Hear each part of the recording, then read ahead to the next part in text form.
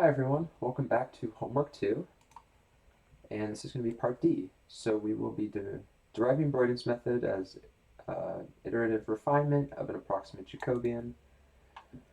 And what we're going to be looking at for this is right here on the Wikipedia page, this equation right here.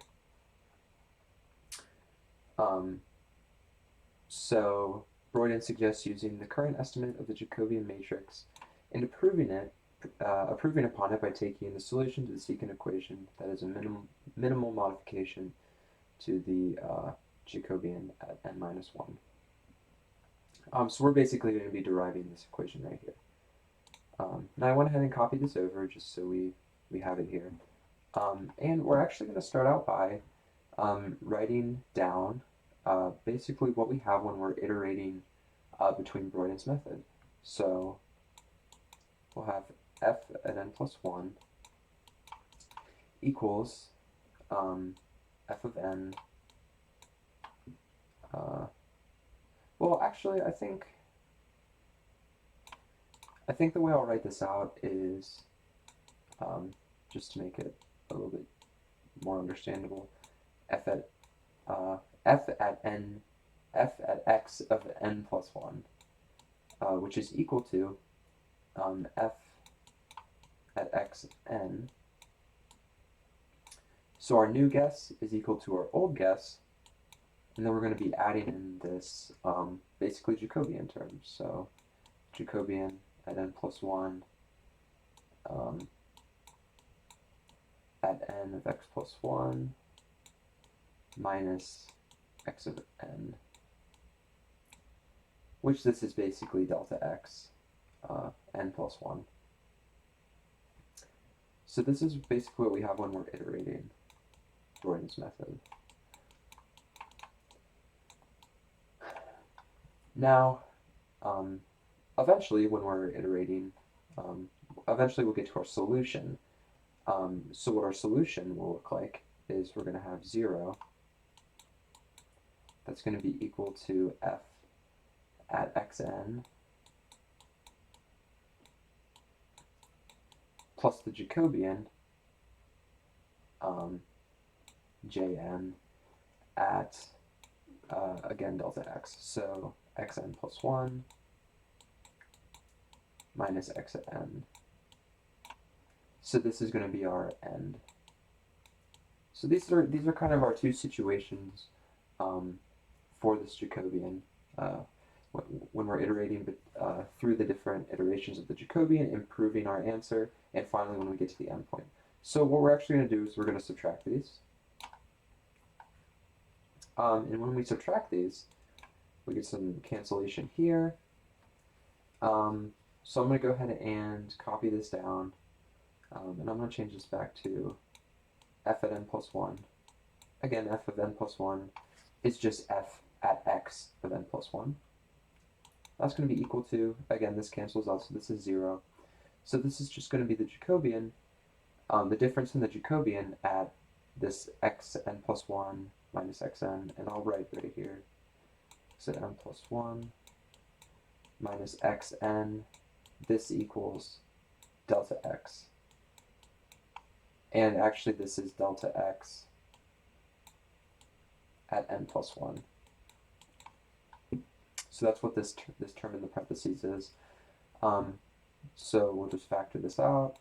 We get the Jacobian n plus 1 minus the Jacobian n times delta x n plus 1. Now what we're going to do is we're going to introduce this u term, and there's a couple cases for what u can be. So the first case is that delta x times u, the dot product between them is 0. What this means is that u is basically perpendicular to our Jacobian, and u gives us no new information for our Jacobian. So it doesn't really help us in any way. And u is a vector. U is a vector that we're using to attempt to improve our Jacobian. So in this case, our jn plus 1 minus Jacobian at n times this vector u equals 0. And this basically means there's no new information to be had from this. Another case, we have our delta x equals u. And in this case, our Jacobian at n plus 1 minus Jacobian at n times u equals fn plus 1. So these are kind of our two cases for what u can be that will help us derive this equation up here. And actually what Broyden did is he came up with this idea down here that f n plus 1 times the transpose of delta x divided by the dot product of delta x times delta x times u. And we're actually going to, well, the way we can look at this is that we can use what we came up here to kind of prove that this is correct. Because in the case that delta x, the dot product of delta x and u equals 0, then the dot product of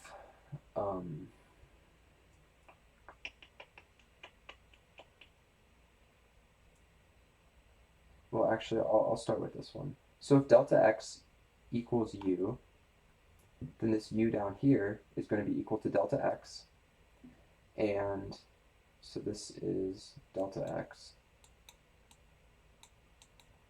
Then this would cancel with this, and the a transpose divided by itself, by its non-transpose, is basically equal to 1. So that tells us that this is equal to f of n plus 1, which is correct. And I'll undo this. And then in the case that the dot product is equal to 0, this dot product here would be equal to 0, so equals 0, which means that this entire thing is equal to 0, which is what we were looking for here.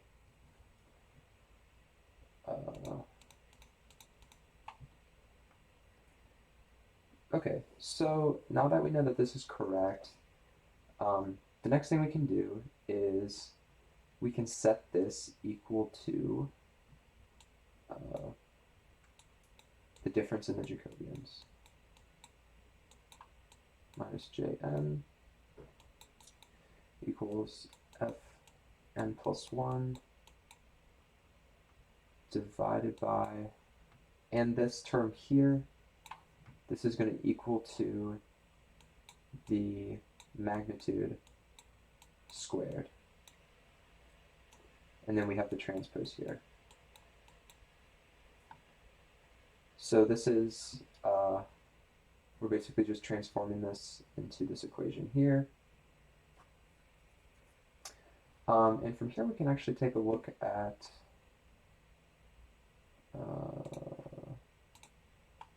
I'm going to move this down just so we can compare. Make it a little bit bigger.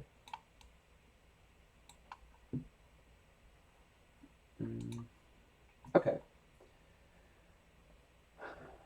Now, the first thing we need to do is this equation I took from Wikipedia is in terms of n and n minus 1. So what I'm going to do is I'm going to change it into n plus 1 and n. So cross this out. This is going to be n plus 1, n plus 1, n plus 1, n plus 1. And if we remember from before, this delta x is actually delta x at n plus 1. So that means that this term is, I guess we would add this jn, this Jacobian of n over here to this side. of the equation and it would be added. So these cancel.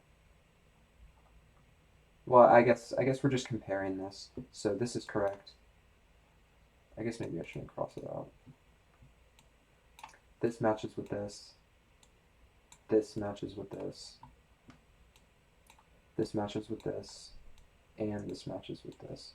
And the only thing we actually have left is this right here, saying f at n plus 1 equals f at n plus equals delta f at n plus 1 minus the Jacobian at n times delta x at n plus 1.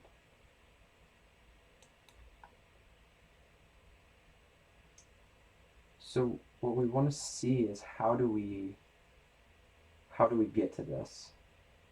So first, this delta f at n plus 1 is going to be equal to f at n plus 1 minus fn. And then for this Jacobian here, Jacobian times delta x, that's actually going to be equal to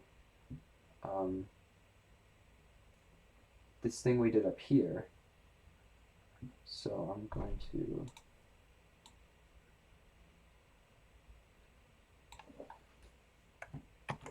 copy this.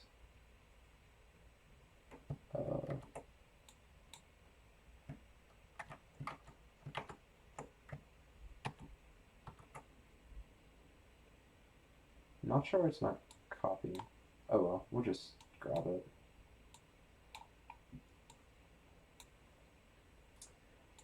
So this is delta f. Wait, did I grab the right one? Because in order for this to cancel, this has to be equal to f at n plus 1.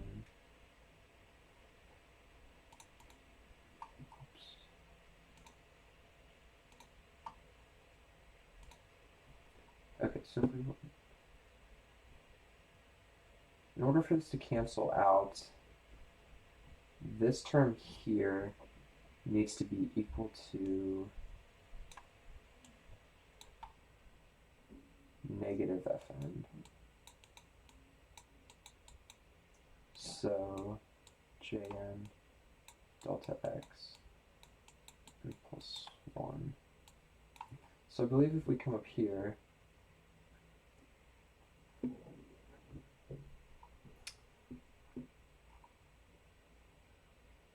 yeah, I got the right one.